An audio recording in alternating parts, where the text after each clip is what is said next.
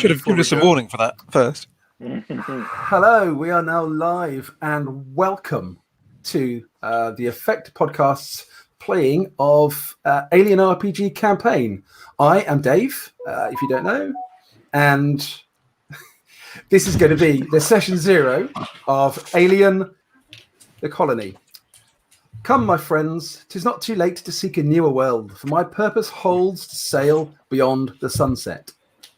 This is a West Marches campaign with a large cast and crew, not all of whom will appear in every episode, but this session 0 will include the vast majority of them. So when we bring them up, you will see them all. We're not going to do a creeping death and introduce everyone, but Matthew, if you want to bring everybody up now, we can move on. So yeah. Crew, when you first get to speak, please tell us all your name and maybe a quick strictly one line about yourself. But we won't go through long introductions as we are now. So this show will be on the air every other Thursday at 8:30 GMT, a fortnightly cycle of shows. We will also be using rules that I've written with a bit of help from Matt and others. And we've got some new PC colony archetypes and talents that might come out in this as well. So in today's episode, we will discover all about your colony mission, who is behind it, who is aboard the colony ship and what they do, effectively who you all are, where you are heading, and you will survey likely planets and choose your new colony, and then colonize that planet and set up your home. So unless we've got any questions, let's get started. So your colonization venture. This venture is led by the Union of Progressive Peoples, but it's funded by the LaSalle Bionational Corporation. The UPP leadership say that they've generously let the company come along for the ride, but the whisper on the street says the UPP is falling behind their bitter rivals, the United Americas and the Three World Empire, and has made a pact with the corporate devil to try and get ahead on a new frontier. Needs must, after all. On the other hand, LaSalle Bionational, a keen rival to Weyland-Yutani, sees this as their way of getting a foot in both the United Americas and the UPP camps, and a nice place front and center on the new frontier. The charter sponsoring this mission, legally signed and binding both parties, says that the colony's constitution is founded on the one nation, two systems model, with the UPP accepting the corporate capitalist approach to this mission and allowing freedom of commerce and opportunity for the wider benefit of the people. As such, command of the mission and the subsequent colony will be shared between the UPP-appointed colony supervisor and a LaSalle corporate director. So where are you going? Now I need to share a couple of maps here, so if you just bear with me one moment.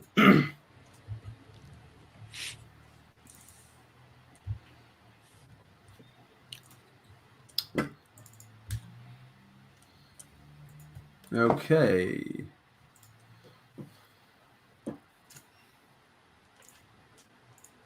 There's a lot of clicks in StreamYard for getting your map up. Screen sharing is something that could and be, I'm not entirely sure better. it's even going to bring up the right screen. Let's try that. Let's see if it works. No, I'm not sure that's going to work, but let's see. I can see it now. I'm adding it to the stream. It's very black. That is not what. Well, it's space. Oh, yes, you're going into space, guys. If you hadn't guessed, you're. Yeah. There's that into good space. I don't know why that happened. That shouldn't have happened. It's the new plague, man. Let's try that again. Screen share. There, that worked this time. Let's try this one. So, if you can see the map, if you let me know when you can. I can see Yes, that. we can see the map. Okay, this is known occupied space, pretty much. As you can see from the map, 1 square equals 1 parsec, which is 3.26 light years. The yellow space in the middle is the ICSC, the Independent Core Systems something or other. Coalition. Thank you. Green is the Three World Empire. Blue is the United Americas, and red is the UPP. And when you see purple, that is the frontier. Now, if this is going to work, let's see. Oh, wrong way. There we go. So you see your spot on the top right. So this is basically spinward and coreward in terms of where you are from Earth. You have been ordered to basically explore this area of space and set up a colony outside the frontier here. You are to survey systems in this area that the long-range analysis has shown should have planets suitable for colonization. And your mission is to colonize a planet that best meets the needs of your 3 colony mission objectives. Your primary objective is commercial exploitation through surveying and prospecting. Your secondary, if that isn't possible, is food and resources through farming and resource exploitation. And your tertiary mission is a new frontier, staking the UPP LaSalle claim to unexplored space. Your vessel is the UPP ship Solovetsky Island.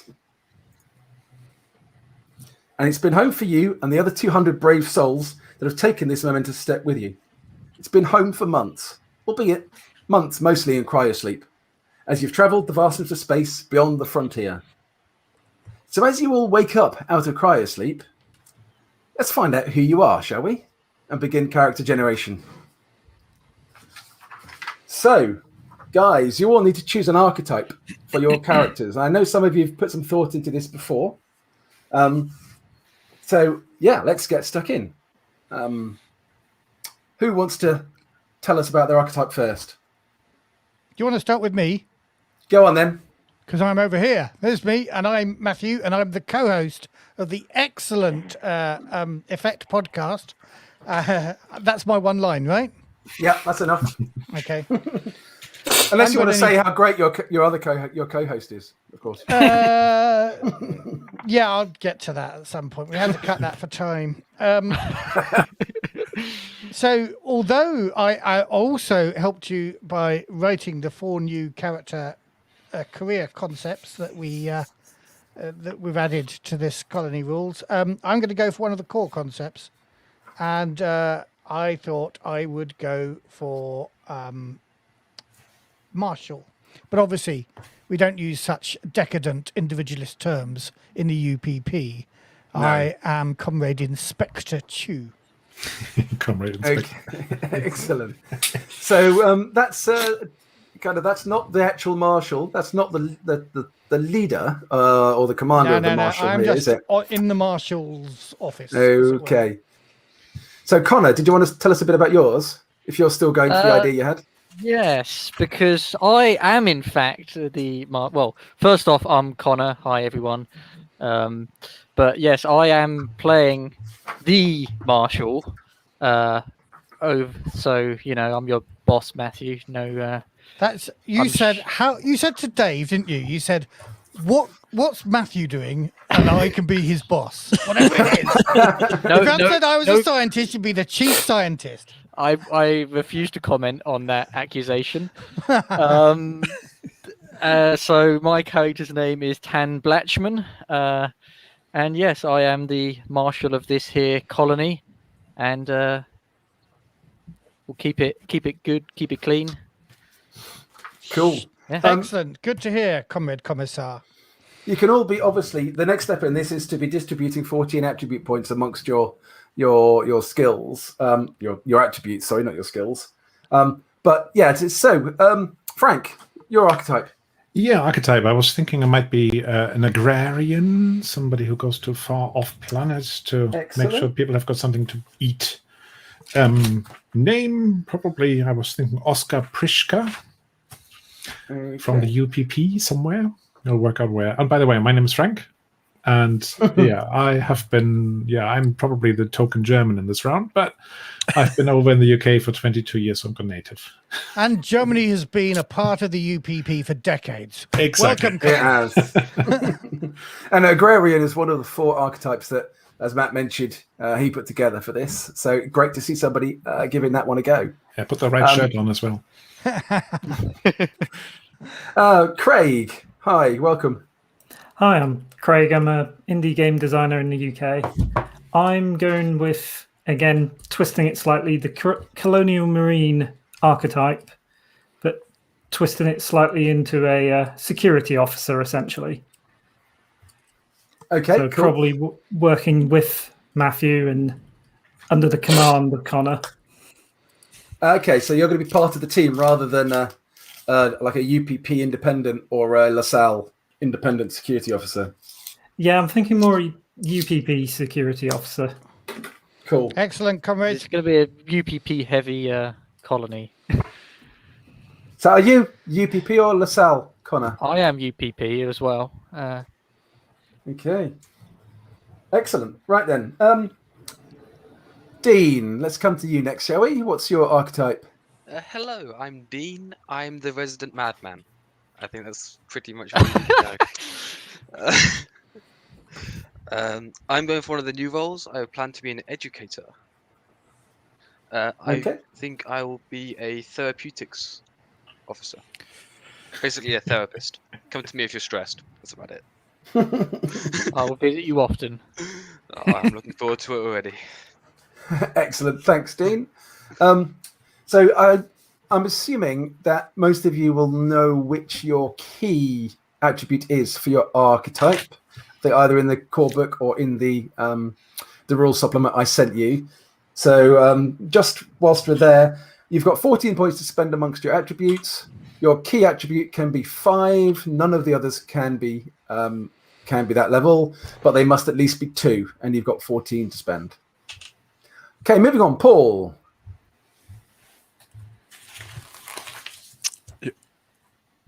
Hello, I'm Paul. I'm here now. I also decided to have a go at one of the new archetypes, so I'm going to go for a Wildcatter. Either depending on how the rest of the crew shape out, either a prospector or a surveyor. Cool. Excellent. Thank you. We've already had Connor. Tony. Yeah, hi, I'm Tony, brother of Dave, a very old friend of Matthew, the host of the Excellent Effect podcast. Very I'm old. going, yes, very old. We're Every including family meaning of the ties. I'm going for the scientist archetype. I've got a name ready, Dmitry Ivanovsky. I'm from the UPP, obviously of Russian descent. I'm on the mission officially as a geologist, I think, but I do like to think of myself as a bit of a polymath. I have skills in many areas of science. Excellent. Brilliant. Thank you. Okay, Will. Hello, I'm Will. I just like to play RPGs a lot, and a big fan of the Effect podcast. Just happy to be here. I am going to also be playing one of the new archetypes introduced in the colony rules here, the Colonial Administrator. Cool. In particular, I'm a corporate liaison from the LaSalle Corporation, more or less designed to make sure that this, burgeoning new alliance with the UPP goes smoothly and that both sides hold up their end of the bargain. And my character's name is going to be Dante Arlovsky. Cool. And I feel like there was already an Arlovsky, so maybe I can change that unless we're related. But Or you may be related. yeah, that's what I get for looking up the first most common Russian names on the internet, right? Famous Russian celebrities. Well, I was going to be an Orlovsky, so. Were you? Oh, I'm Ivanovsky, which might be a bit similar. Will, did you want to be the corporate director, who is the senior LaSalle person on the base, or would you rather be lower down than that? Well, are there other? It seems like I'm the lonely LaSalle. Oh no, there is another. Okay. Well, I think maybe probably a little further down. It would make for a better dynamic, with the other LaSalle PCs. Being having That's cool. just overall control would just be kind of an imbalance. So yeah, Cool. wherever on Okay, the ladder that you want to sounds- put me. That sounds great. That's absolutely fine. There is the opportunity for for players to fill those command roles, but there's no obligation to whatsoever. There are NPCs lined up to fill them if players don't want to take them on, which is absolutely fine. Cool. Jonathan, last Hello. but not least. Thank you. I'm John. I am a long-time fan and patron of the Effect podcast, and I organize games with the London RPG community. I am going to be playing a company agent for LaSalle Bionational with the name Campbell, because I figured I'd go by the Alien franchise of just using the surname, but we'll go with that. So they're a company agent, so I can already see it says either buddy or a rival in Will's character. We're not sure yet. We'll have to flesh that out. Cool, that's brilliant. Okay, so we now all know your archetypes. So put out your attribute points if you haven't done that already. As I said, remember it's 14 points. Your key attribute can be 5. All the others can only be 4 maximum. None can be lower than 2. Also, have a think. We've got a couple of sort of subgroups appearing just in your archetypes here. But have a think if you want to have your characters connected to one another with kind of like a group concept. But in this West Marches campaign, it's probably better to have a variety of them rather than just one. It's probably easier that way. So we've obviously got the Colonial Marshals crew. We've definitely got the LaSalle guys. But have a think. You could be it could be anything. It could be belonging to the colony's brass band, or it could be the poker club, or it could be that you all come from the same place, or it could be that you're related, or whatever. But have a think about how you might want to try and bring some of those groups together. So who's in my group for mental breakdown? I mean, well, Dean, is it that group or is it the other, more secretive group? Oh, that one definitely. Because I'm in that group, but We could be both groups. I mean, yeah, it can be both. If that group's still going, I'm in. I plan to. All the way. I definitely feel like there should be a poker night group. Yeah. Shenanigans should happen from that. I will 100% be part of that. Then whenever you Is come to me, Lieutenant Data going to be the dealer? Well, Sorry, given one of wrong the franchise. given one of the items I'm thinking of going with is a deck of cards, I think that's probably appropriate for me to be in. Unfortunately, there isn't a card shark skill in Alien, is there? Unfortunately. No, Probably the closest is manipulation. Yeah. Cool. I'd be pretty good at it then. Okay, so let me know, everybody, when you've assigned your attributes. Or once you've done that, you can start assigning your 10 skill points. Right. So again, your archetype will have 3 key skills. Those skills can have up to 3 points put into them each. Any other skill can only have 1. If anybody needs their archetype skills being reminded, then let me know.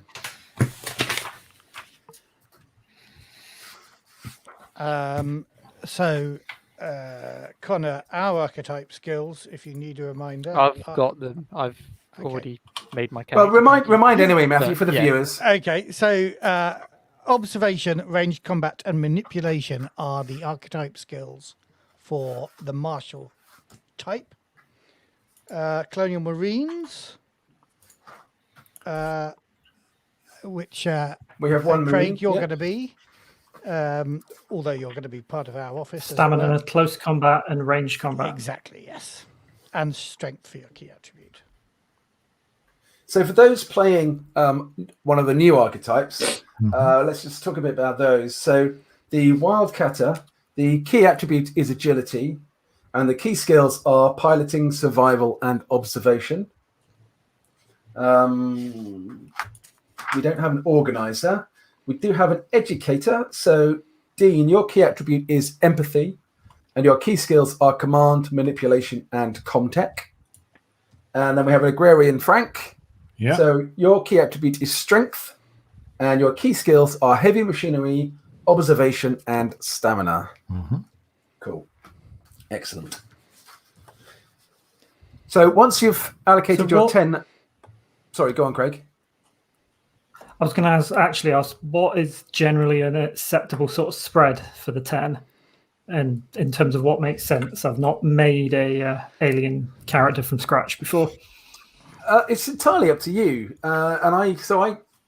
When I make up a character, I have a think about what I kind of want them to be like, and I don't often put 3 in more than one of their key skills.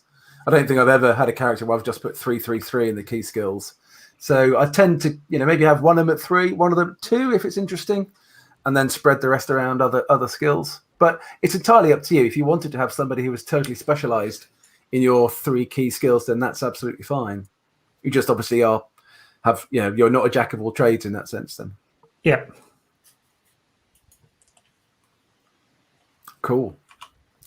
So once you've distributed your skills, you need to think about your talent, and this will be your career talent.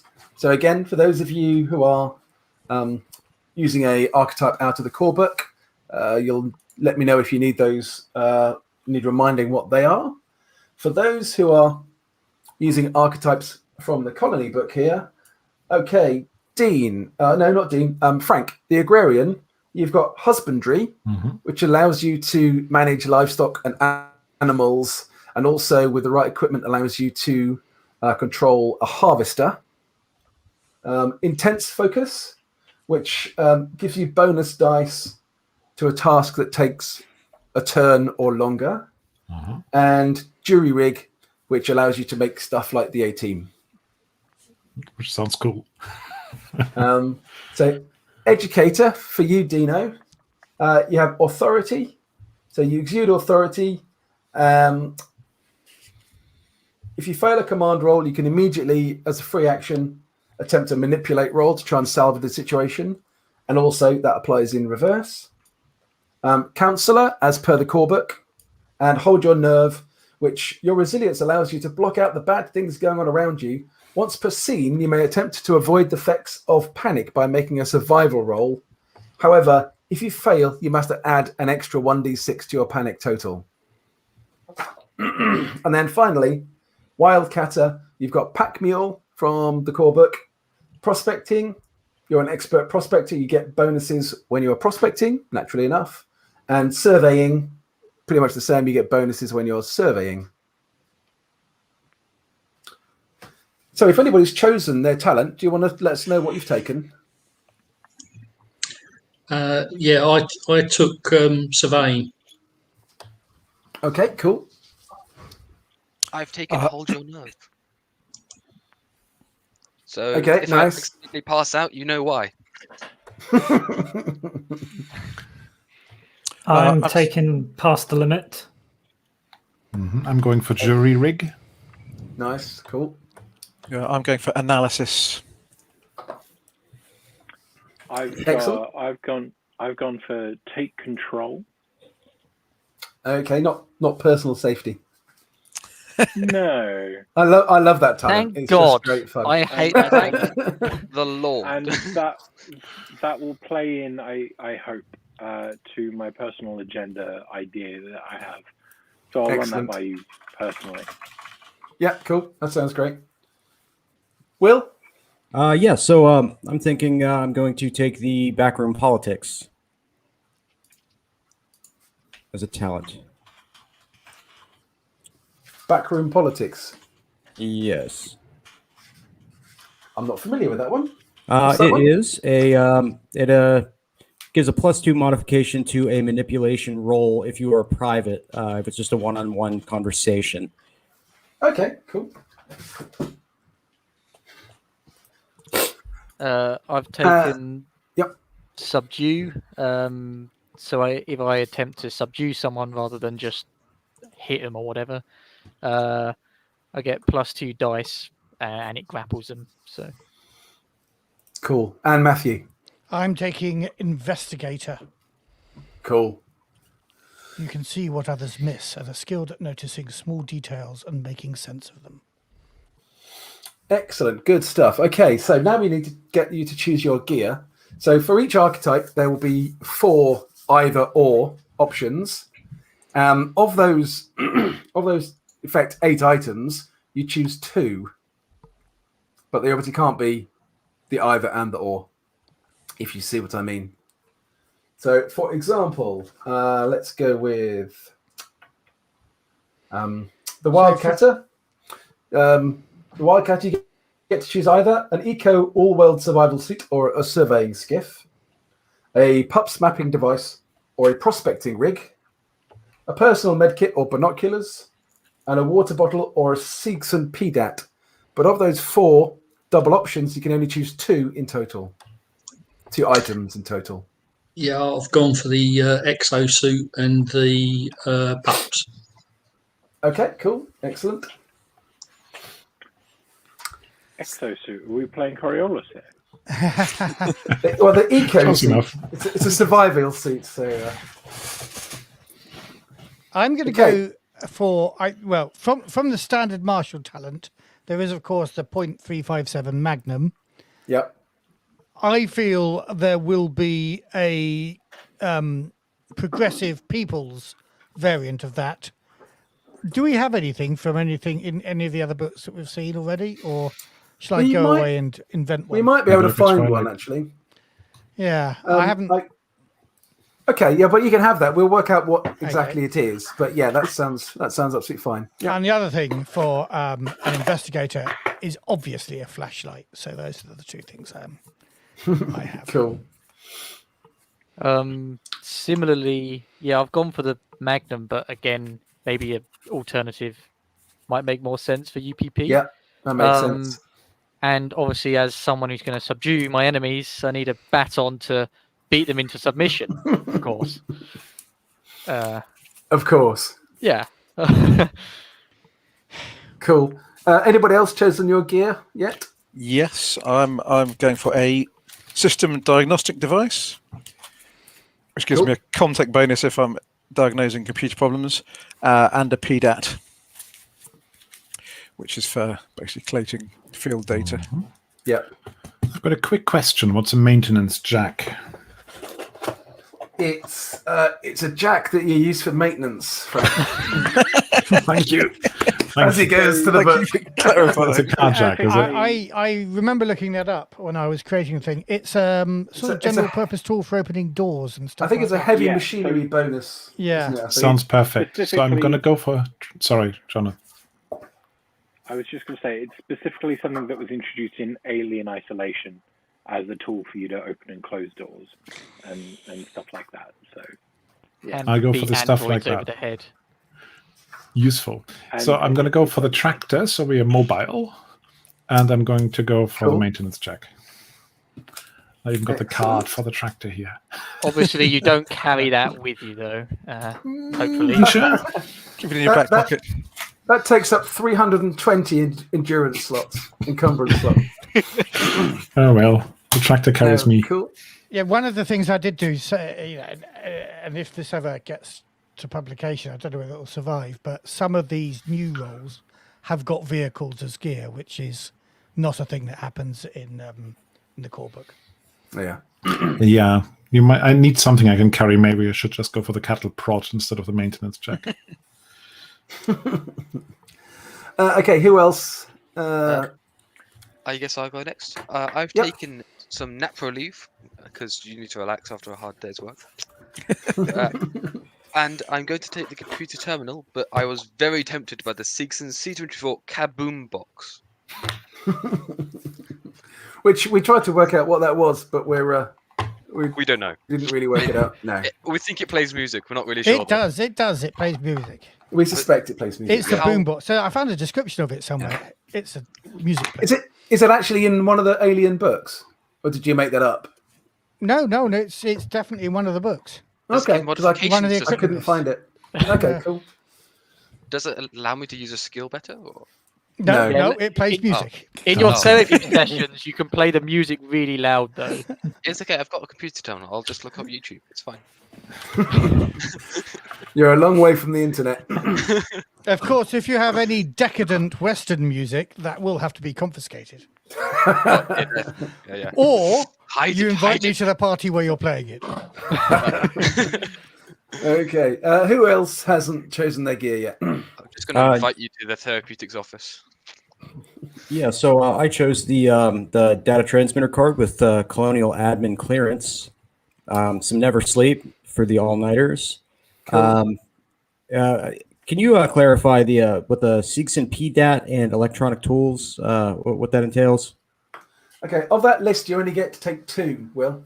Oh, okay. In Well, then, total? yeah, then those are the 2 that I want. But yeah. Great. Okay. Cool. Jonathan? I was also considering taking some nap relief, but it seems like everyone else is taking it. So I think I'm going to go with the being not part of the UPP. I'm going to go with a Rolex watch and the transmitter card. Okay. Is this one you're going to wear really ostentatiously? It's got lots of bling on it. Yeah. Or something. Okay. Cool. It's every chance I get, I'm going to be looking at my watch whilst in meetings with people, just being like, "Oh, look at the time." That'll calm tensions for sure. Excellent. Cool. Anybody else? Are we all chosen And then gear? I'm going to take. I should get the M41A, but I'm going to take the AK-47 pulse rifle. Excellent. Yeah. And my trusty deck of cards. A lot more reliable. Okay, cool. Right. Next, it's signature items, everybody. Now, with signature items and buddies, rivals, personal agendas, I'm happy for you to think about those during the first game that you attend rather than have to decide them all off now, because quite often that first scenario will help cement your character in your mind and you can then choose these things better. But feel free to choose them now if you want, but don't feel obliged to. I've chosen mine. Okay. What's yours? Oh, yeah, I know what yours is. A gold Zippo lighter engraved with the words "fuck capitalism." I have also Which would go really well with Campbell's watch. Yes. As you could try and melt his watch with it. I have picked my signature item. Yep. It's an antique book, an original edition of a book signed by Trofim Lysenko. He's a very famous Russian scientist from the 20th century who was very harshly maligned by evil capitalist propaganda at the time, but is in my mind, is a hero of Russian science. Excellent. I guess I'll go next because mine's Go on, also a book. It's my favourite storybook from when I was a child, but that's about it. It's nothing special. It's just my favourite book. It's nothing quite like a signed copy of it. But is it?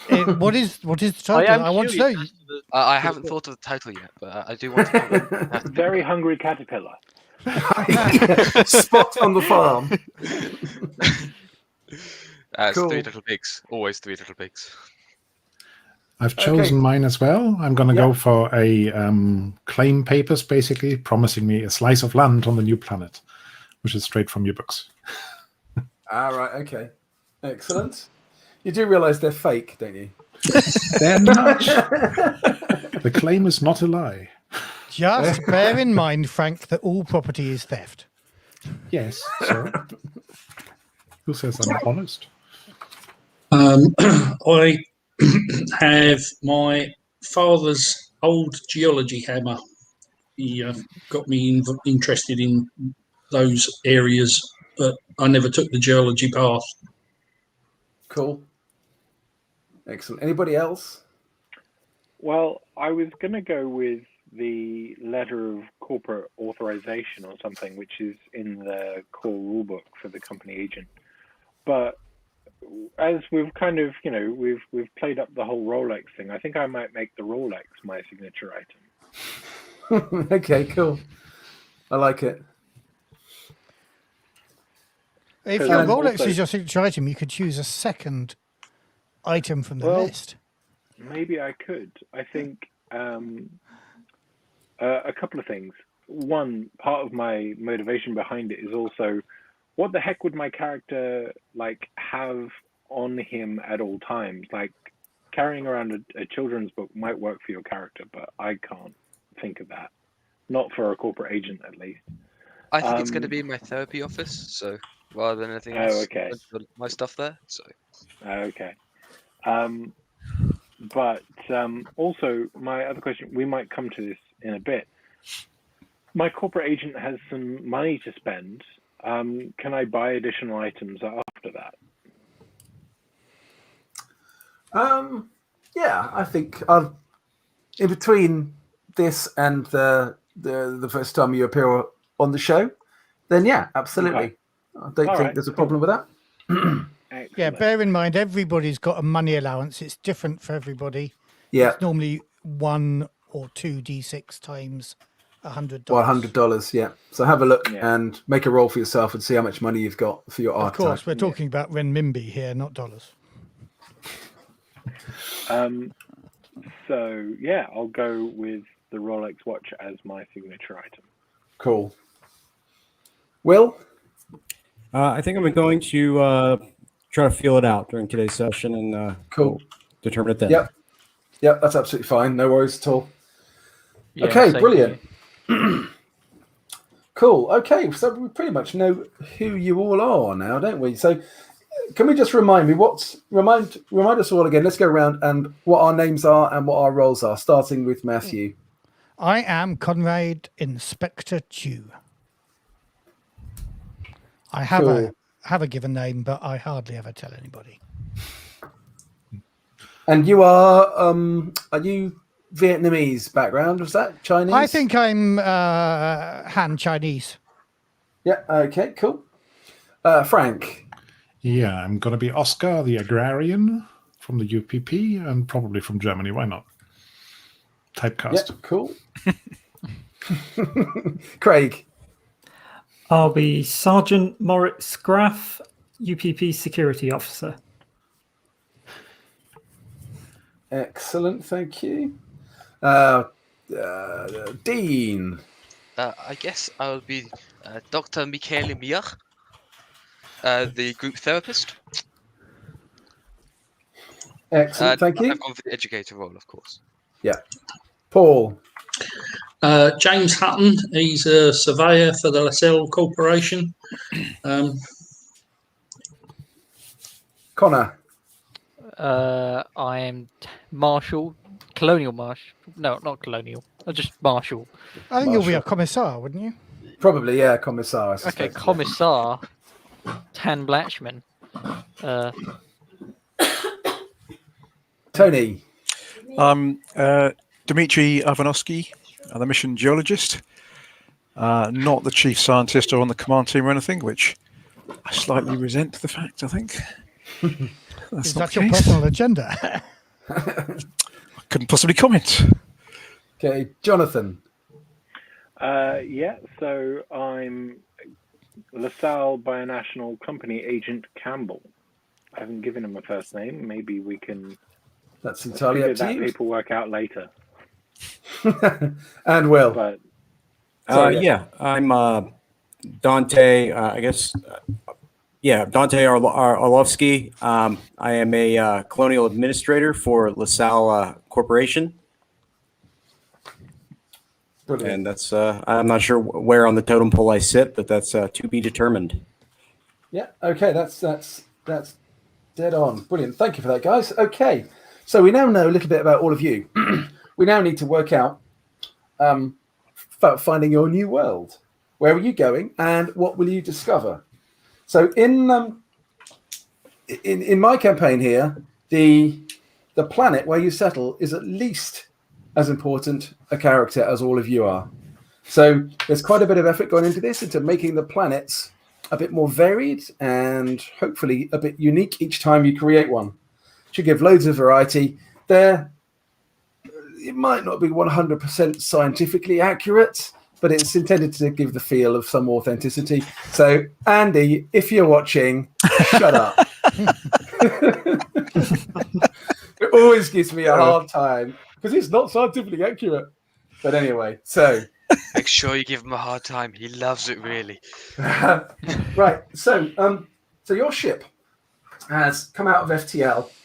The first system where you think there might be a suitable planet, but you will need to go and scan that planet more closely.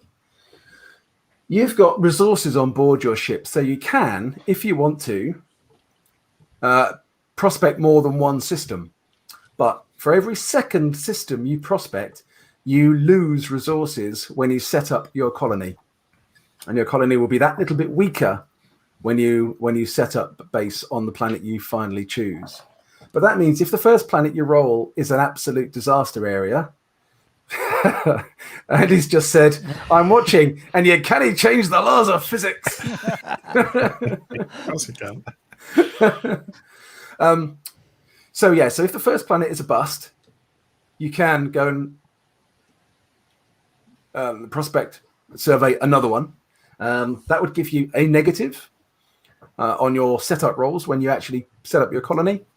The third planet would effectively be prospected for free, because it's the fourth planet would then give you another negative. So bear that in mind. You don't have to settle on the first planet you find. Now I'm going to share a screen here as we go. But this is where we're going to need to start rolling a few dice for the planets. So Matthew, I think you're going to be first. Mm-hmm. Let me just screen share this. And Matt, if you want, because I know you as the host put things up and down, feel free to take it down occasionally so we get the view of everybody. But otherwise, I'll be amending this as we go, so you can see your world evolving as we go through it. Exactly. So this should. So Matthew, I need a D66 and a 1D6 from you to start with, please. A D66 first, and that is 31. Okay. 1D6, 2. Okay, yeah, the system you are is Kappa Capricorni. Great name. Excellent. This I is where really we're want to staying. settle here. I don't care what you think. Okay. I just want to be here. Okay, the parent star. I need a 2D6 roll from the next person for the parent star, please. Okay, 2d6, 8. 8, so it's a single star. I need another 2D6 roll to tell us what kind of star it is. That's a 5. 5. This is a main sequence. Nice and normal. And roll 2d6 for the star's temperature and color. 3. 3. Okay. It's hot and blue. Awesome. Okay. Fine. Now we now need to work out what the composition of the system is. So by coming here, you know there is one planet that is worthy of surveying. So what we're rolling up here is the rest of the system, and see what you find. So roll d6 minus 1 for the number of gas giants.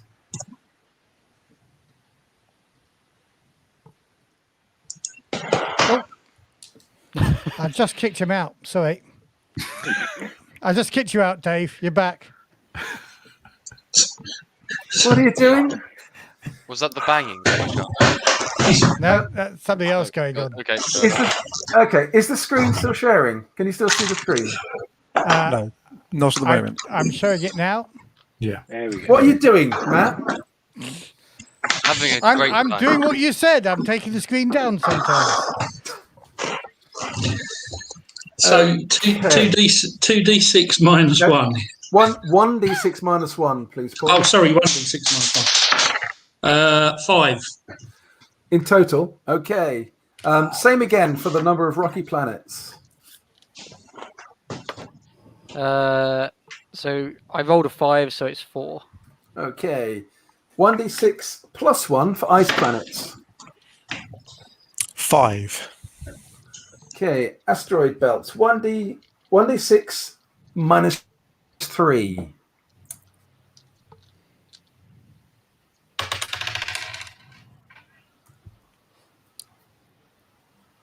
Anyone? Yeah, that's Who's rolling that? yeah, that's 3. Okay. Now we need to work out the position for your surveyed planet. So I need 2d6 from the next person, please. Is that Jonathan? He's muted right now. You're muted, Jonathan. Oh, sorry. I was being conscientious. Only too much. I rolled a 4 from the 2d6. Okay, this is outer moon of a gas giant. Oh, cool. Yeah. Nice views. Okay, I need 2d6 roll for the amount of radiation that you suffer there. Back to the top, aren't we?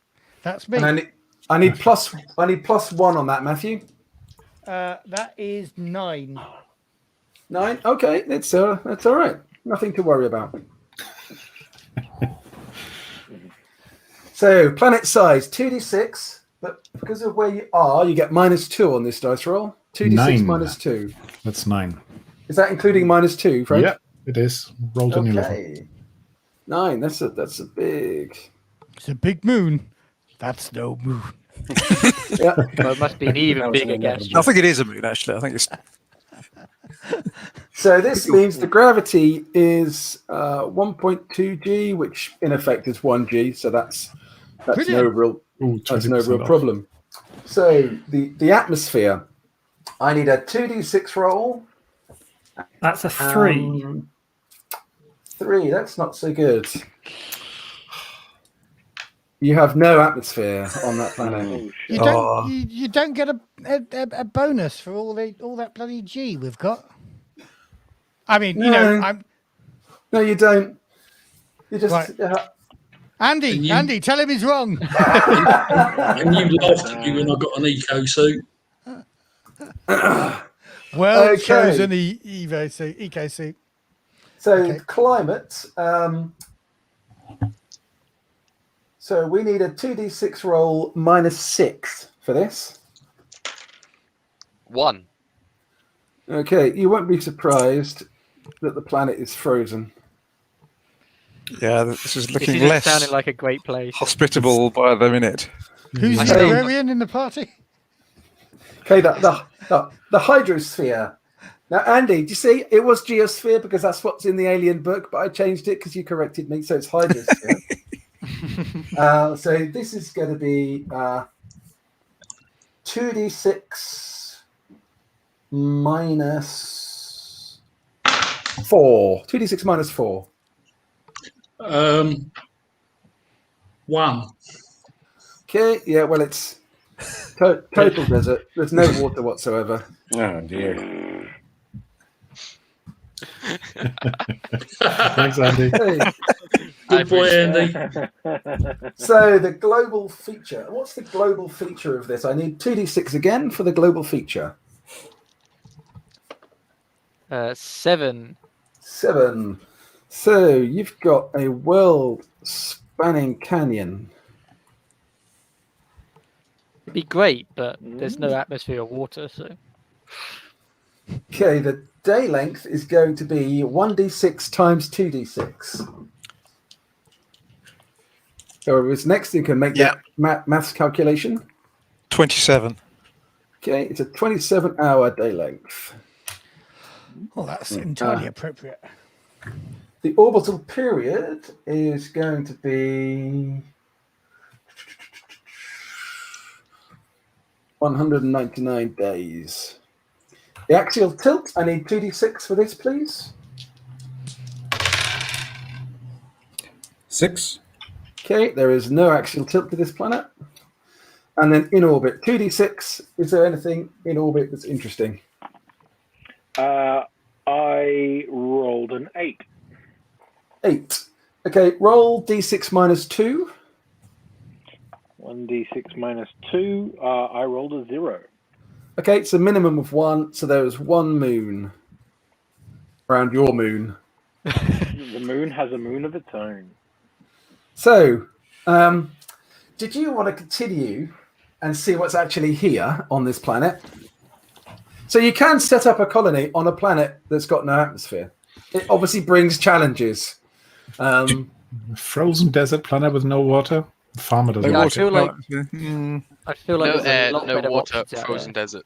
Were we able to procure any kind of that shake and bake terraforming, atmospheric processing? I know the UPP traditionally doesn't have any, but did the joint venture with UPP allow for that, or are we still stuck with dome life?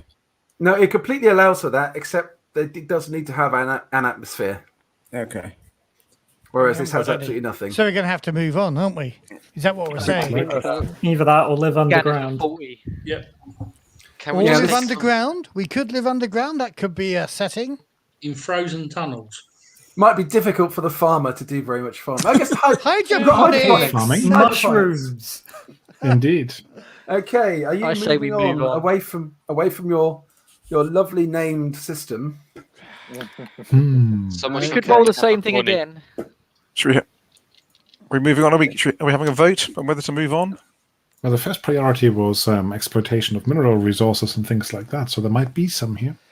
Maybe no harm. we need to at least look at that on the Okay. Well, let's do this. spectrometer or Let's something. do this survey then. Let's do the survey. before Okay, we- so we need to see what each region of the planet consists of and what its resource potential is.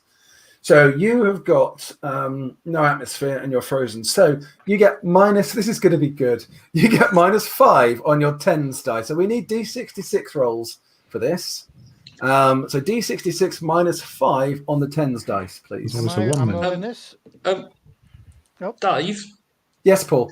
can I do anything with my surveyor skill from the information we're getting from in orbit? No, it's not going to help in this situation, I'm afraid. So this is just me kind of fluffing up rolling up your planet. Right. So my tens dice is 1 and my ones dice is 6. But Okay. you said -5 on the tens dice. Yeah, it can't go lower than ones or one No, on the that tens is true, dice. Yeah. It's always a one then, isn't it? It's it's going to be 1, isn't it? Yeah, it's fairly true.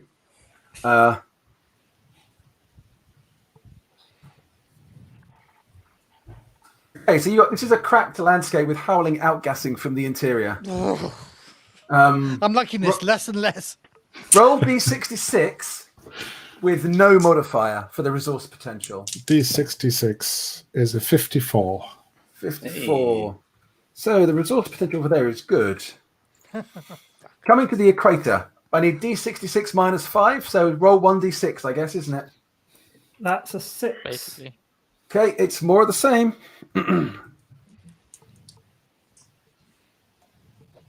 Backland without guessing. 2 D66 for the potential again, please.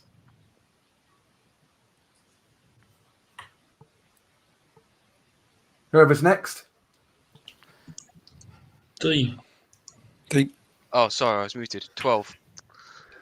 Okay, that's bad. Okay, the South Pole. Whoever's next again it would be D66 -5 off the tens, but as Frank says, It's just a D6. yeah. Whoever's next. Sorry, D66. Did you say it's a minus? No, Minus. just roll one. Just roll 1d6 now because it's Oh, fair enough. it's D66 -5 off the tens dice, which, as Frank pointed out, can't be more than 1. Oh, in that case, 6. Okay, again, this planet is totally cracked open, without guessing all over the place. In my professional opinion, we should bugger off. I second that. I agree. Are you giving up with this planet? Yeah. Oh, God. Yeah, I think so. It looks so good, but it's turned out so bad. Okay, The right. only thing we liked was the name. Back to You the go back cryosleep chambers. For You go a back bit. into cryosleep for a short while, and then you get woken up as you approach the next system. Whoever's next, I need a D66 and a D6, please. Okay. D66 is 25. And Okay. D6 is 6.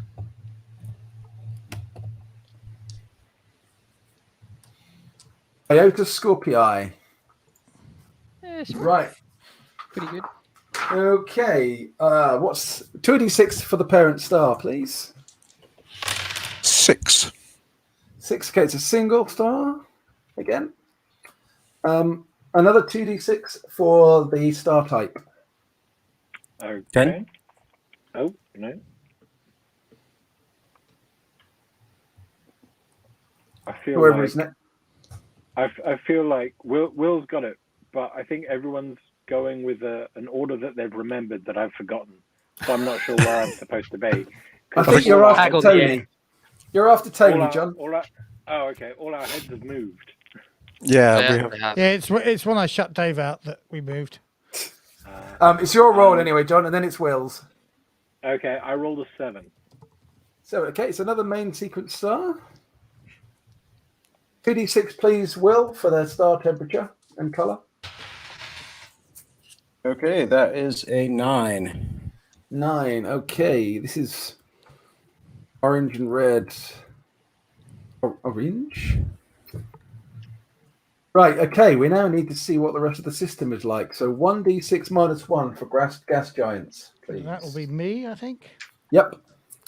1. Okay, 1d6 minus 1 for rocky planets. 3. 1d6 plus 1 for ice planets. 4. Okay, 1d6 minus 3 for asteroid belts. 1. Okay, surveyed planet position. 2d6, please, for the surveyed planet position. 6.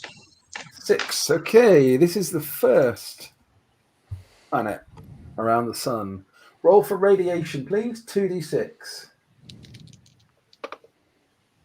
9. 9, that makes 11. So you do suffer a little bit of weak radiation there.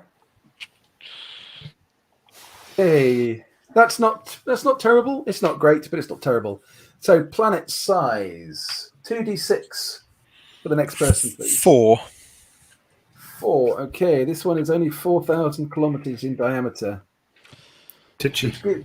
which gives it a gravity of 0.5 g. Not impossible, not ideal, maybe. Atmosphere, I need a 2d6 minus 3, please. Okay, so that is 8. 8. Okay, that's dense. Cool. Climate. So 2d6, but it's plus 1 for this roll. Will, Dean? I think you're up, mate. Will, yep. 7. 7. This is temperate. Ooh, So that's 0 to 30 degrees Celsius. So, Comfy. Sunshine Planet, where we all weigh half as much as we should. Sounds pretty good to me. Okay, let's just see. So, We've not rolled water yet. so roll 2d6, but it's plus 1 for the hydrosphere with this one. I believe that's Nah. back to you, Matt. Matthew, Yeah. back to you. me. So Pay attention. that's, Come on. 11. 11. Ocean planet. Near and nearly. It's a wet world with a few islands. Islands in the sun. Yeah, paradise. So basically, it's a global ocean, but there are islands. Brought Yeah, to so it's me a by the will of the people. It's a peninsular world. It's basically. Nice. Okay, yeah, global feature. 2d6 for whoever's next. That's an 11. 11. Okay, this is probably where Andy's going to get. Go on, Andy. So you're tidally locked. Okay. Not sure that I can't works, does wait it? for Actually, this. hang on. I think that I'm going to retcon that and make you roll again. But I think the planet would have been different. Okay, It's tidally that would locked. be a 9 if you want me to roll again. 9. Okay, this is more interesting. I can spell it right.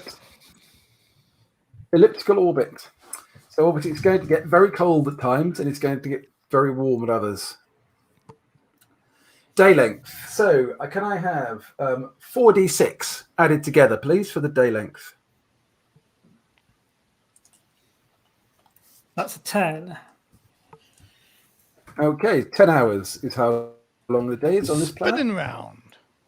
The orbital period of this planet is going to be 70 days. Roll for the axial tilt, please. 2d6. 10. 10. Okay, that's it's about 25 degrees. So you're going to get a few seasons as well as the elliptical orbit. We get hyperwinter. Oh And god, that sounds Winter's horrible. coming. If the orbital period is only 70 days, it's going to be short, sharp Yeah, seasons. yeah. So, and in orbit, roll 2d6 for what's in orbit. 9.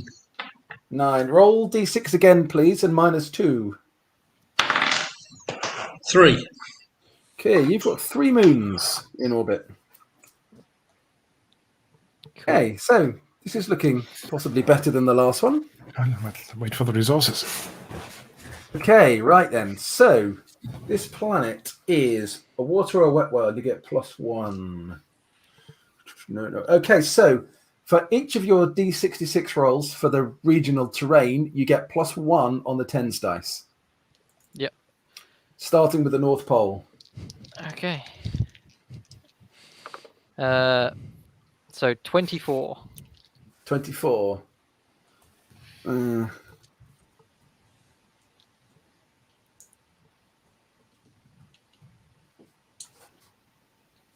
Can we There's see the planet? vast. Yeah, you're in orbit around it whilst you're doing. No, I this. mean. on Can you the put screen. the Oh, that back up. Yeah, you're not sharing the thing. Okay. Sorry, Are you doing all this without I did sharing? message you without bringing it up, but All right. Okay. I didn't. No, because I don't get to see anything else when I'm sharing. I see nothing but what I'm sharing. all right, yeah. So I can't see anything else. Sorry about that, guys. I've been happily filling in this thing, and you've got no idea what's going on. Okay. Here we go. Right then. You should be able to see that as soon as Matt lets it through. Yep. Yeah. Okay. The Yeah. color is perfect. The color is perfect if you look at the background picture as well. Orange. Yeah. Yeah, there's a lot of rock All that in water, all background those little image. rocky islands. Is that water? Oh no, that is water.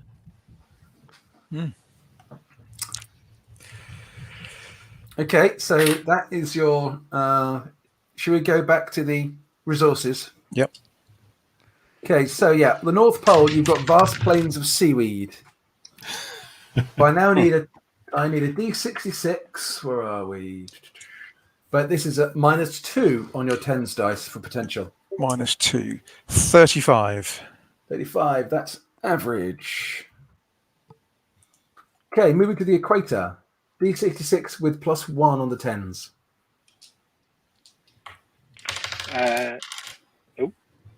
Who else is rolling? I thought I was after you there, Jonathan. Yeah, I thought I was. Oh, sorry. Yeah, thought so after Tony rolled previous. me, then yeah. Jonathan, then Will. I think Will. is what it's supposed to be. That's yeah. D66 was it?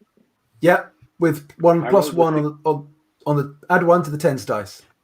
Oh, 71 then. 71. Ooh, Or 61, yeah. Okay. El Dorado. Okay, maybe not. Okay, so but with 71 you get Dean, okay. are you seeing this? Highly chocolate, Seeing this, beautiful mate. partner. Mate. Okay, so roll a straight D66 for the resource potential, please. Big money, no enemies. Come on. 16. It's the opposite, 16. Hang on, that's Will's roll. Sorry. Yeah, that was 9. Or well, what 9. 45, sorry. 45. Okay, that's again it's average. Hey, the South Pole. D66 plus 1 on the tens. It's Matt again. Matt. Oh, back to me. Okay. D66, 63. Is that including plus 1? Including the one on the tens, yeah. Okay.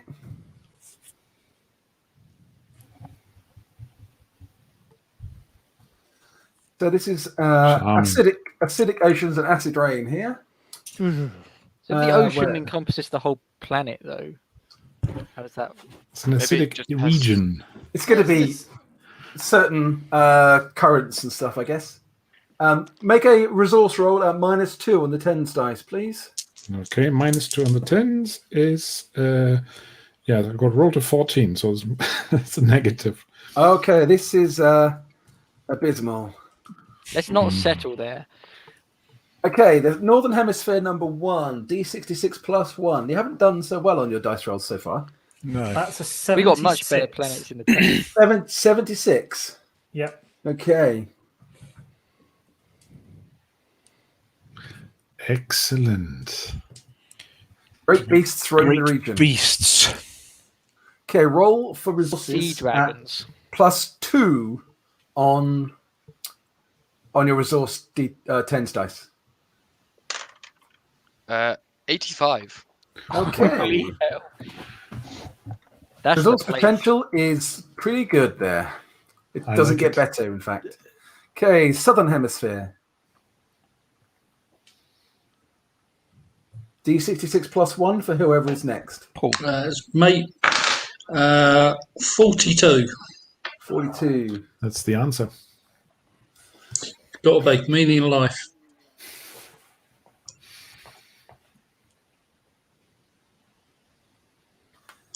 Or a So big this- hole.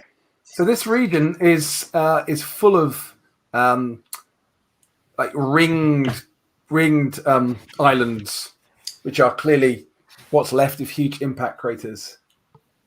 Cool. Roll for the resource potential, but with +2 on your tens dice. Then it's 54. 54. That's good. Okay, so that's not huge impact craters, really. It is, but it's ringed islands. Okay, Northern Hemisphere number 2, D66 +1, 53. 53. Okay. It says mountains cut by sky blue lakes, but it's mountains peeking through the ocean. And resource potential, you get to add +1 to this.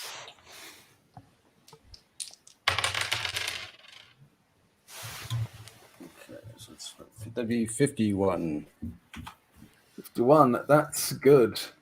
Okay, and the Southern Hemisphere number 2, the last region to scan. I got a 43. 43. Okay.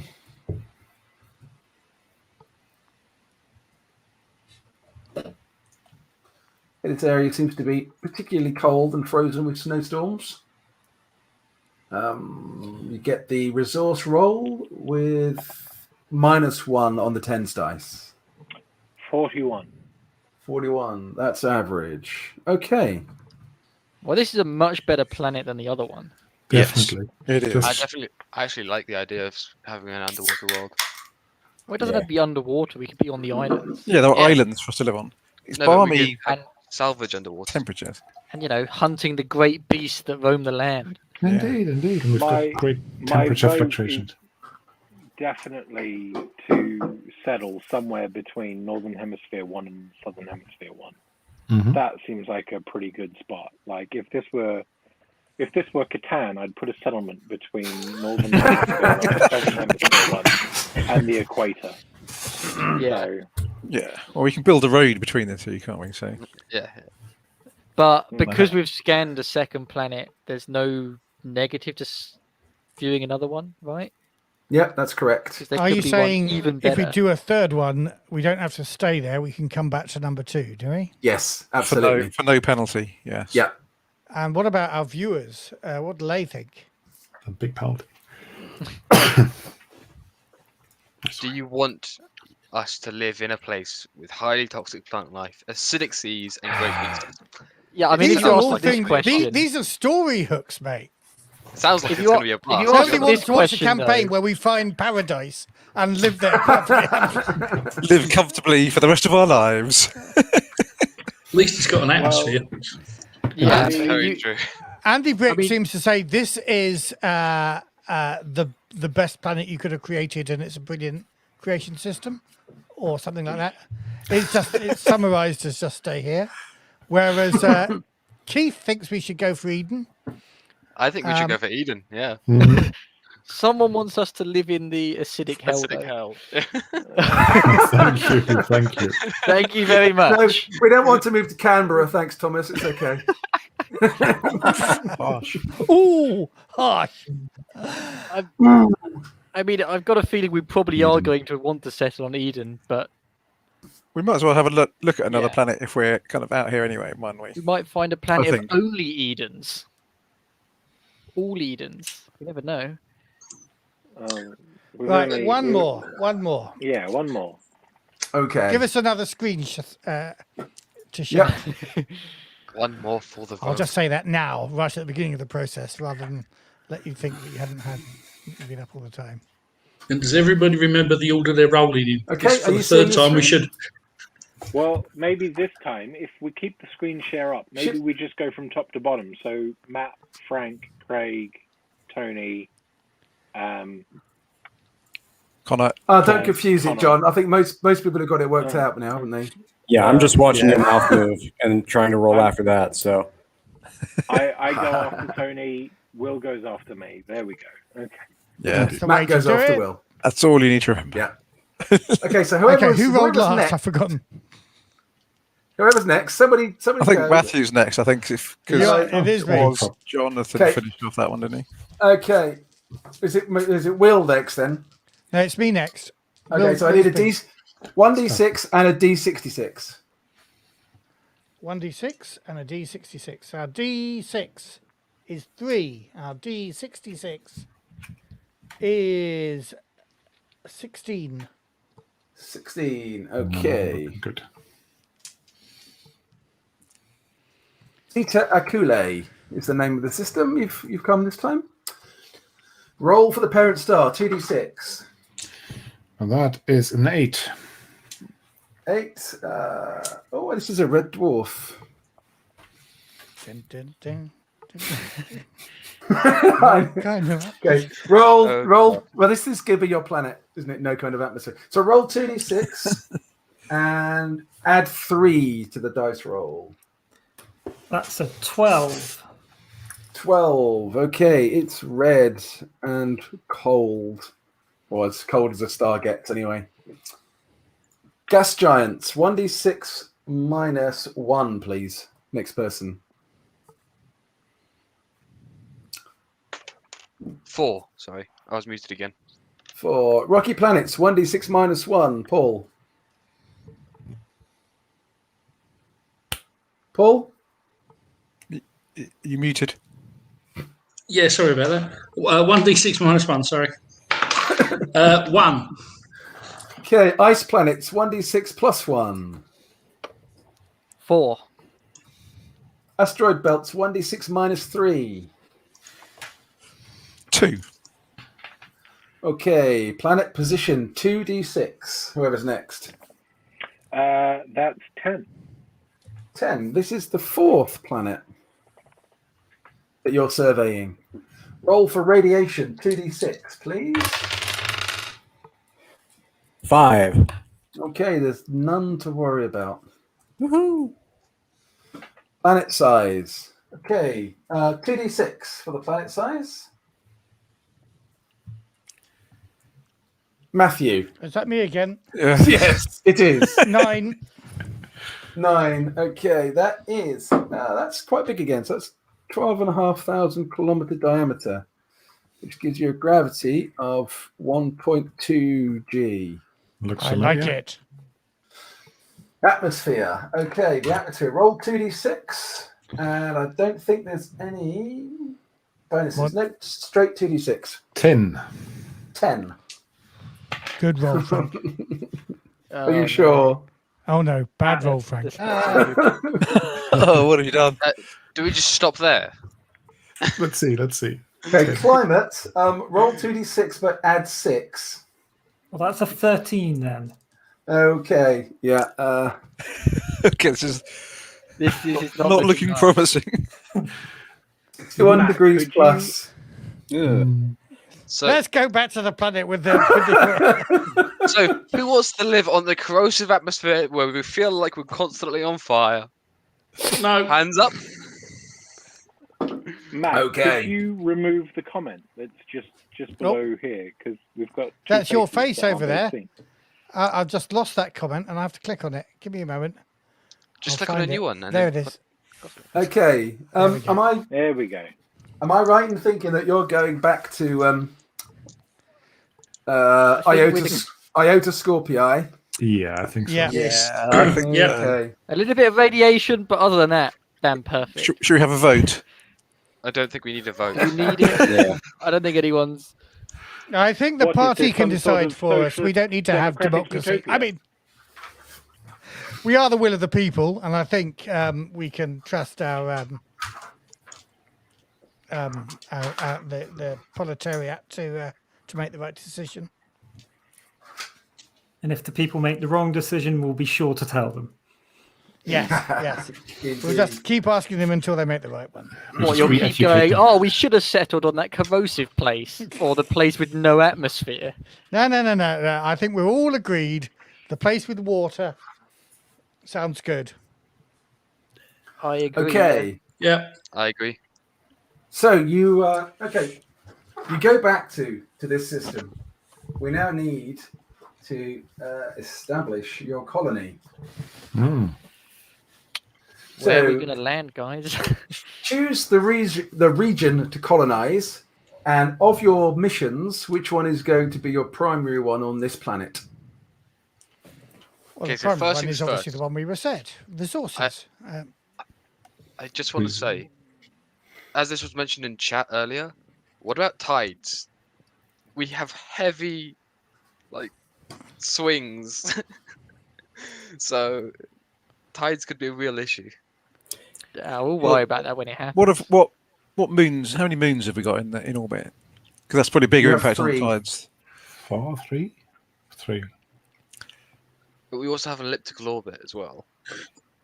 Yeah, but I think you'll find those 3 moons cancel out an elliptical orbit, giving us nice, steady, gentle, balmy Stabilizers. tides. And, Well, and we're orbiting a main sequence star in 70 days. So this thing's going like a clap of thunder. Like the clappers. but the fact that 70 days means the tides, the effect of the sun on the tides will be fairly gentle because it'll just change over the period of that orbit, won't it?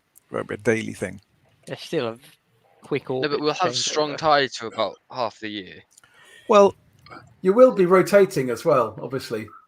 That we've still not got a better option. Yeah, You could go for a corrosive fourth burning planet. if planet, you want. or No, cracked up planet with the smoke coming out of it, or the one with a high tide once in a while. Yeah, we just build our settlements on stilts. Problem solved. Or Or floating, mountains. or under I the think- water. Yeah, was under the thinking water more would be under the nice. water. This is probably like that planet on Interstellar that's got tidal waves the size of mountains that sweep around. Yeah, don't think that. I mean, don't we're give him not- ideas. We're not Andy, in the Andy orbit of a black agrees. hole. Thank you, Andy, by the way. What did he say? 70-day orbit. This is as close to the sun as Mercury. Tides will be nightmarish, but manageable. I'm glad we've got our resident, professor of every possible science there is watching. Which is they'll be predictable, won't they? Whatever the tides. So we can. Yeah, as we Keith can, says, we can though, live with it. they built Venice. Buck up, UPP. Yeah, well, Venice. The UPP Venice never is- turns down from a challenge. you can choose to colonize underwater if you wanted Do to. we want to? I think it's probably better. You know, Well, until it we could get Fucked up by leaks. one random wave. On a Um, coastal shelf somewhere. Somebody can jury-rig that tractor into a submarine. Yeah, sure. There's nothing saying that the giant beasts that roam the region aren't sea beasts. So No, they probably are, aren't they? I imagine. They are sea beasts, Whale yeah. type things, aren't Sea dragons. Let's Yeah, just that hope is- that they're 100%. herbivores. Please be. They eat all the seaweed on the North Pole. so definitely an episode They eat or all two those- from Stargate Atlantis about this. They eat all those toxic plants in the equator or near the equator. All that. So, So- where do you wish to settle then? Which region? Let's bring the map back up, shall we? Top I left. wonder. No, I we think were- Eden's a pretty good place. Northern one. Northern one. Yeah, I Yeah. think. yeah. Northern Yeah. one? Okay. Mhm. Well, at least it'll have the resources initially that we're going to need to establish a colony of some sort, and then give us a launching post to explore. Yeah. Yeah, you're not stuck there, obviously. Okay, so you're going to settle in Northern Hemisphere 1. Right, so you've chosen your region, and your primary mission is going to be resources. Survey and prospecting, is it? Most likely. Yeah. Mhm. I think so. Yeah. I thought so. There's brilliant Oh. resources there. Okay, excellent. So the colony development level for this will be alpha because you're a brand new colony. I will need to bring up another screen in a moment. Okay, we now need to land and establish the colony on the planet. Piloting role? The way we do this is your ship does have a pilot, yes, strangely enough. It also has a captain, and it also has an engineer, and they get to make rolls. So your colony, let me just share this next screen with you.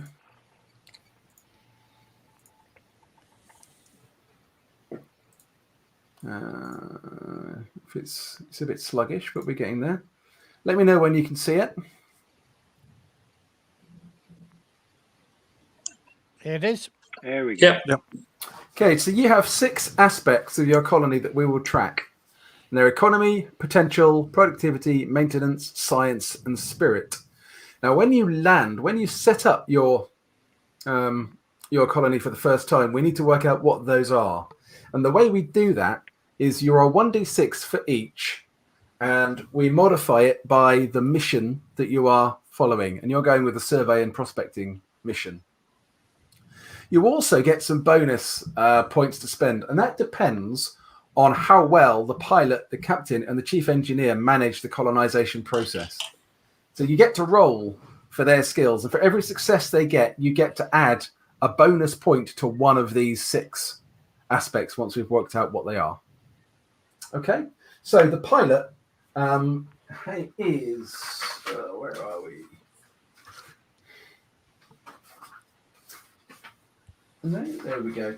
So the pilot is a guy called Dunya Toktakunov. He is a hero of the UPP, and he has got 8 dice for piloting. If somebody would like to roll his 8 dice and tell me how many successes you get.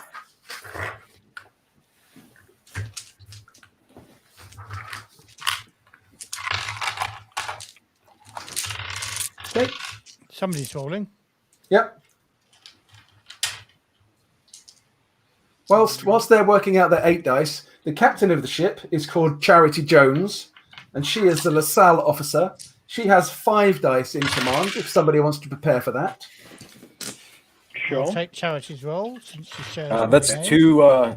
two successes on the first roll there. For piloting. Okay, Toktakunov does very well. 2 more from Charity Jones. Oh, wow, okay. And then the chief engineer, who is called Gus Shepard, who's also a LaSalle man, he has got 6 in engineering in heavy machinery. 6. I'll take that. Oh, I thought I was next in the order.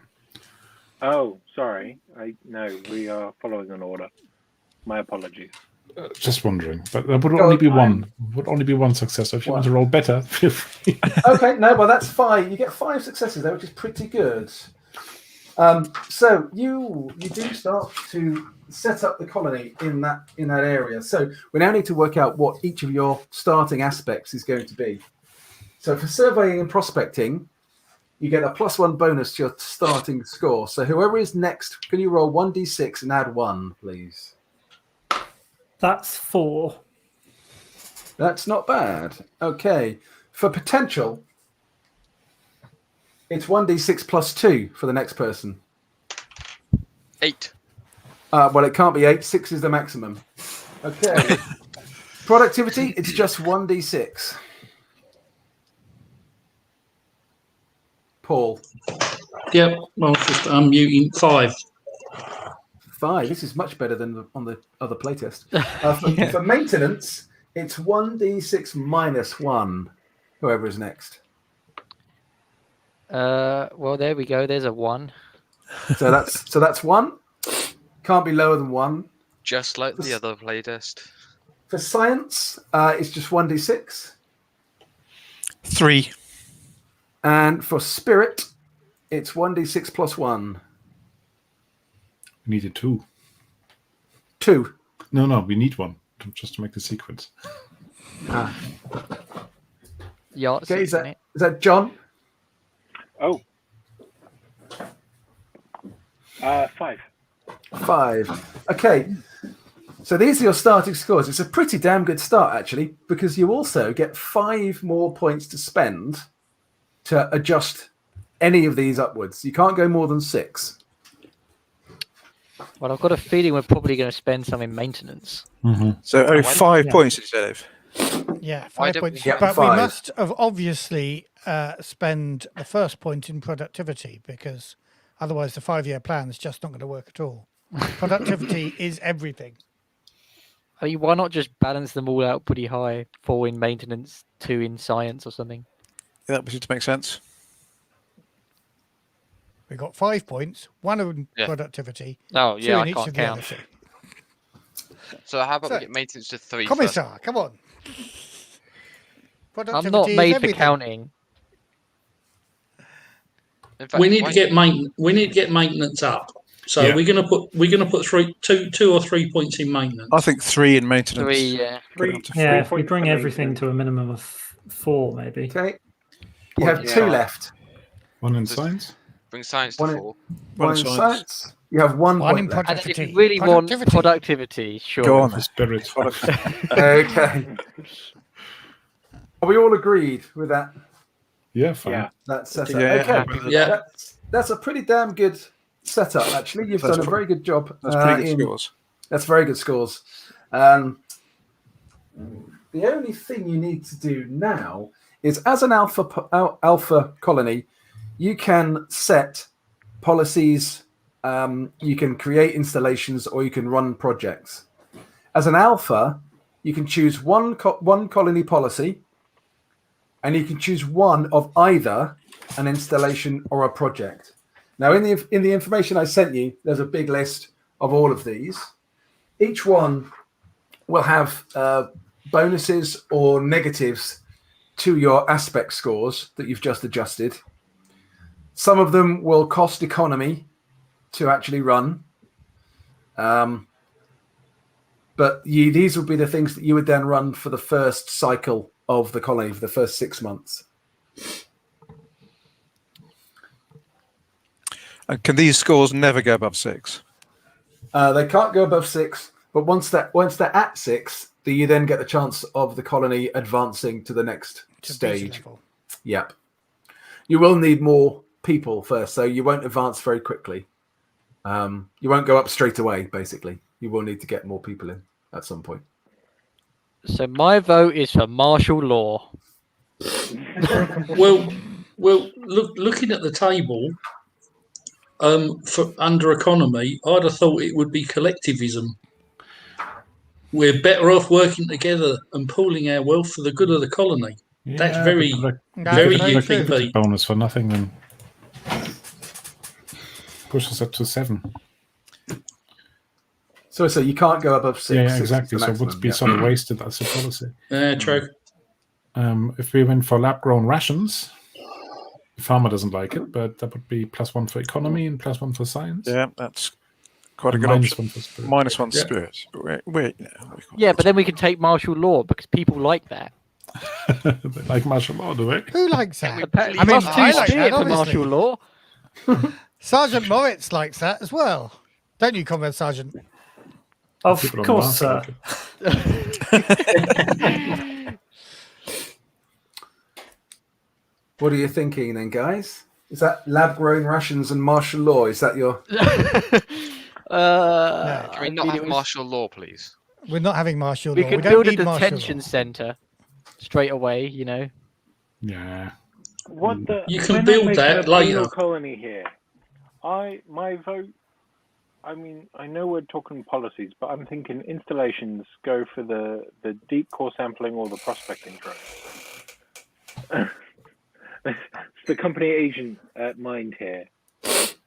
Well, no, I agree, although I don't agree with your decadent capitalism. I do agree with the idea that productivity can be enhanced by getting extra resources. And that is our main mission. I would like to think that the survival of the colony as a whole would be our majority factor. If we're settling under the ocean, we might want to think about some form of reinforcement. Robot workers. I'm thinking if you want, there is enough land for you to set up on the islands, but obviously the vast majority of the planet is sea. But you don't have to set up your colony underwater if you didn't want to. What are the implications of being underwater with regards to extracting resources from planet side? I can't imagine that you can, launch a shuttle into space from underwater, right? So we would need to have some kind of, at least a launch pad on the land. Yeah, we would need some sort of surface presence as well, wouldn't we? Yeah, but we could have that only sometime of the year. I think the other thing to bear in mind is if you are underwater, that would probably give you additional protection from the weak radiation that this planet suffers. Yeah, that's a good point. Oh, yeah. That's not a bad thing either. But I mean, we if we're could going underwater, do we want the installation hardening? Well, Well, we I could live on saw that. That's pretty good I option. was thinking that because it would be really useful to have. In case we get sea dragon attacks. Or just lots of fish keep swimming into the new structures. It'd be annoying.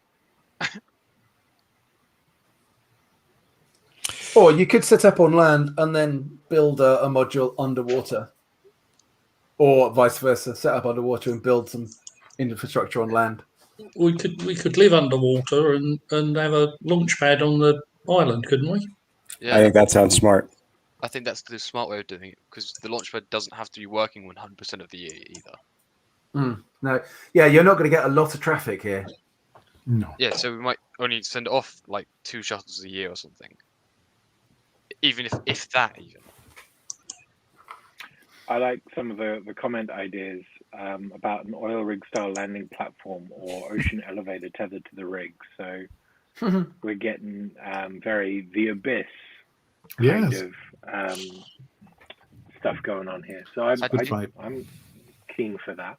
I do like that ocean elevator tethered to the rig kind of thing. That sounds fun. Only it would be a hassle to fix it if it ever breaks, but it'd be so fun to use. I'm just, I'm just enjoying the magic hand waving of, yes, we planned for this inevitability on this colony, so we're set up for building an underwater colony.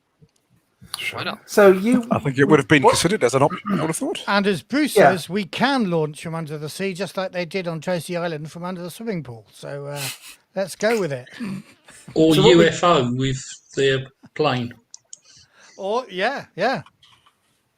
So what we do have is when you land in a colony module, which is basically a module that you can live in, but you can then repurpose it to other stuff, and it can go underwater. So I just do a little screen share to give you a vague idea of what these are like. Let's have a look. Okay. It's just a jail cell, I bet. It's just like a little bubble that you're forced to live in. So basically, if you cut, I don't know if you can see the screen yet, but No, you can't. Matthew, Coming. So your basic standard colony module, if you can see the map now, Yep. Yes, you can. has a docking spine which attaches it to the spine of your colony ship. Cargo bay and workshops, and in the ceiling above that, you've got heavy storage that is then brought down and taken out the cargo bay. As you can see here, you've got smaller storage and hypersleep bays for 50 people, and then the control for each module. You've got 200 people coming down, so you've got 4 of these modules are being taken down to the surface. That's just a very quick map of the cargo bay, the base level. It's all pretty standard stuff, but that's the kind of thing you have, and it can be repurposed into pretty much anything you like. You can live in it whilst you're repurposing other ones, but it in itself is. And how many of these modules do we get? You've got 4. One probably wants to be living area. But I think you've also got. You don't need to decide who lives where and what it looks like here, but you've also got obviously loads of stuff, stores and equipment packed inside them that you can then use to build more structures and build other things.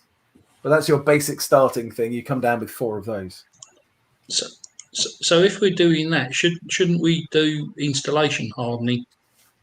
Yeah, I think that's yes, a good that's way of doing it. Yeah.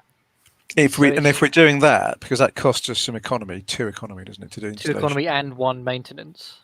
Yeah. So we maybe want to kind of think about policies that will help us in those areas, because that will take our economy down to 2, which maybe us, we're in the EPP, don't care so much about the economy. No, because we're all in it fuck together. capitalism. Productivity. That's the aim.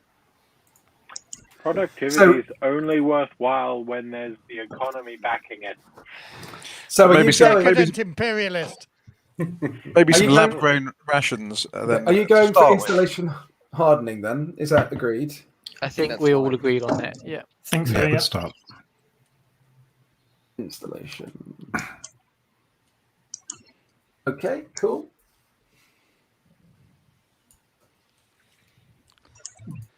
Okay, and it costs you 2 economy and 1 maintenance. Obviously, I don't mind if we have a policy that does help the economy a little bit. Remember, I'm just a lowly police inspector. I mean, we could have cartels. So we can't. We have to have a policy. Oh, fair enough. yeah, you've got 1 policy and 1 of either an installation or a project at this stage. When you grow, you can have more of all of them. But at this stage, it's just that's how it divides. My bad. So you can have a policy. Interdepartmental games. Team building. Yeah. That was a big thing in the playtest we did last year. Connor constantly wanted. No. This wasn't me. games. This was. Was it Dan? Was it Dan? Yeah. Yeah, it was. He was the marshal. It was Dan. And just every time we did a thing, it was interdepartmental games. I don't think we can afford interdepartmental games yet. So maybe later. Someday. We're probably on lab-grown rations, aren't we? Because that gives us 1 economy, 1 science, but minus 1 spirit. Mm-hmm. I think first, as a start, I think lab-grown rations is the way to go. It's either that or low tax rate, I think.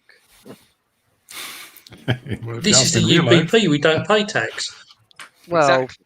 Which is why we're upping it to a low tax rate. You pay everything and you get what the UPP give you back. Exactly. We don't get paid. We just get fed and watered. From each according to their ability, to each according to their needs. But remember, the LaSalle people here will remind you this is a 1 country, 2 system policy here. Systems. So it might be a UPP colony in effect, but capitalism is tolerated here. By some.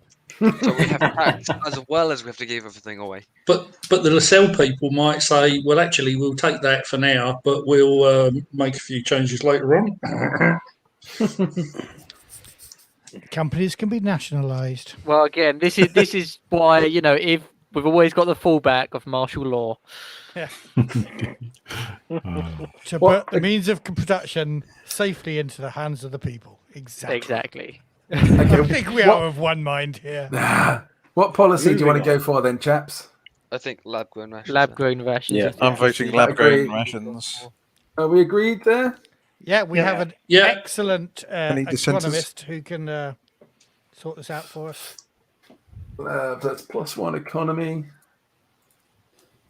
Agrarian, not. Aquarium? Plus 11. Yeah, there we go. Yeah. And -1 spirit. So you pay the cost straight up and you get the benefit at the end of the cycle. What have you done to our spirit? We were on 5 spirit. Yeah, well, yeah. What the hell, man?